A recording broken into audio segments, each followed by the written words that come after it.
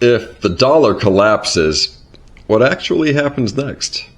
Let's get something straight up front. A full US dollar collapse is not a normal recession. It's not even the 2008 financial crisis. It's closer, though still not identical, to what happened in Venezuela. And what we learned from Venezuela is this: collapse is not one event, it's a sequence. To glimpse into our future, let's learn from our recent past, Venezuela. What happened in Venezuela? And let's look at the real data. Venezuela didn't wake up one morning in chaos. It took years.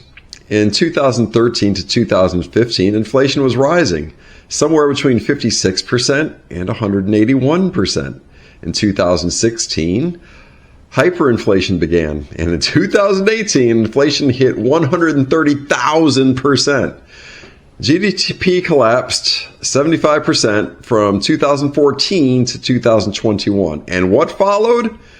Well, severe shortages of food, water, and medicine. About 90% of the population fell into poverty at the peak. People lost about 24 pounds on average due to lack of food. And here's the key insight. Stores didn't close overnight. They emptied, then restocked at insane prices, and then emptied again. So what actually happens in a collapse? Well, let's walk through a realistic timeline and not fantasy. Day 0 to 3 is the shock event. The trigger could be sovereign debt crisis, currency confidence loss, or banking insolvency. And the immediate effects? Well, markets freeze, banks halt withdrawals or go into a bank holiday, ATMs run dry, payment networks glitch or stop. Credit cards may technically work, but merchants stop accepting them due to settlement risk. And around day 3 to 7, we start to experience panic buying. And this is when Walmart and grocery stores still function, but barely. Think COVID or hurricane approaching the East Coast or Gulf states or Florida, but crazier. And what happens? Shelves are cleared in hours. Supply chains are still moving, but vastly overwhelmed, and cash becomes king. So would stores take cash? Yes, initially, but there's the problem. If suppliers won't accept that cash, stores stop caring about it too. And so week 2, we start to see an inventory collapse. This is where normalcy ends. Why? Retail runs on just-in-time logistics. Grocery stores have maybe 3 to 7 days of inventory. Every time you walk into your grocery store, that's all that's there. Distribution centers that supply the grocery stores, they have maybe a few weeks of inventory. And so if trucks hesitate, even briefly, you get empty shelves, rationing, price spikes.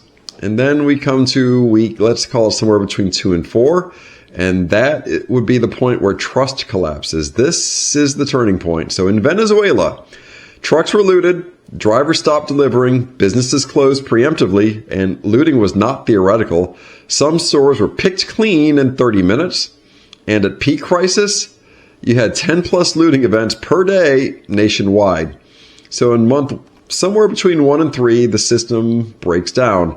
Now you get black markets dominating. Official prices are meaningless, and currency is rejected. This is when cash may still be accepted, but only temporarily.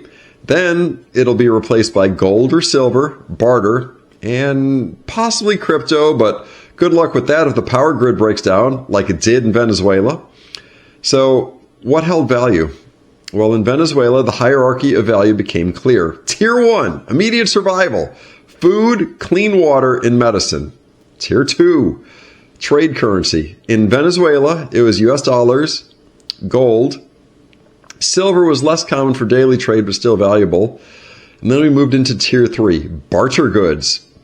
Toilet paper, soap, batteries, and fuel were at the top of the list, and barter absolutely happened. But it was not a primitive or medieval barter. It looked like, I'll give you cooking oil for antibiotics type barter.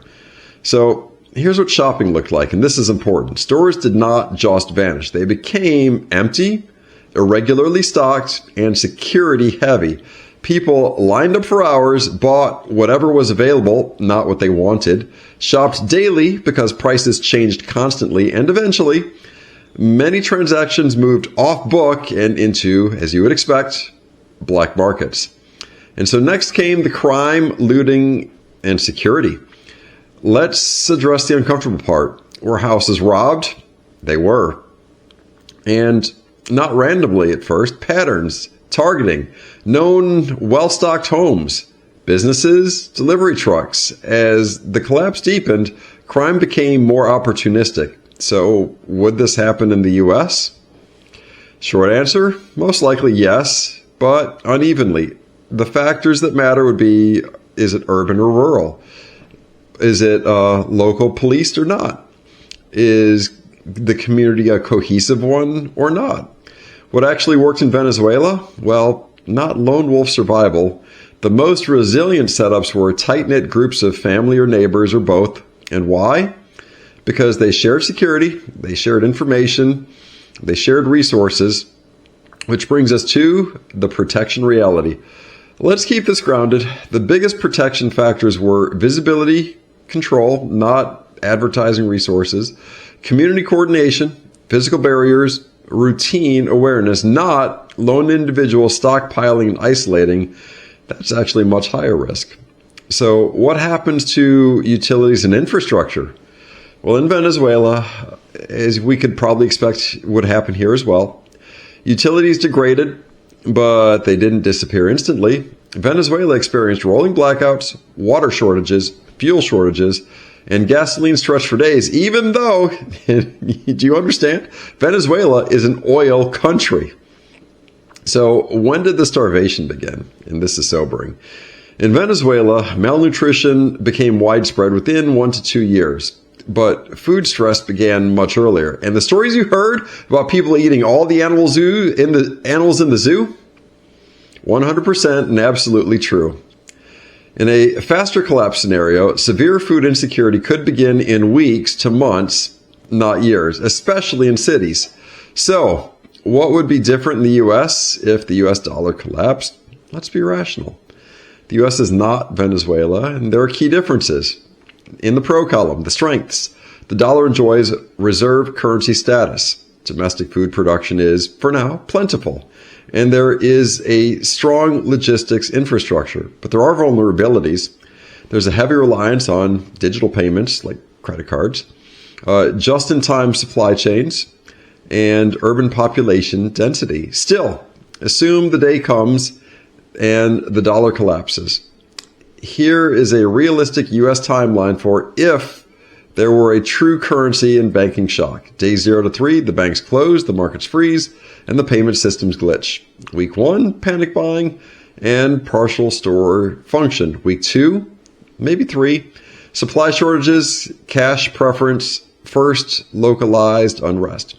Somewhere between month 1 and 2, logistics hesitation, price spikes, black markets emerge. Month 3 plus, parallel economies, social fragmentation, government intervention escalates, and we come to the final truth. Here's the takeaway most people miss. Collapse is not instant chaos. It's a slow erosion of trust, followed by a sudden break in the key systems. And the biggest tipping point is not inflation, currency printing, or even bank closures. It's this: when people no longer believe food tomorrow, that's when trucks stop, shelves empty, and society changes.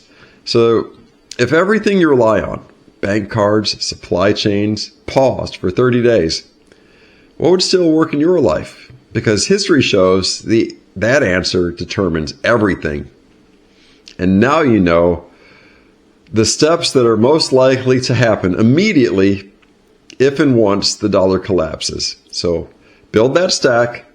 iBankerU. Good day.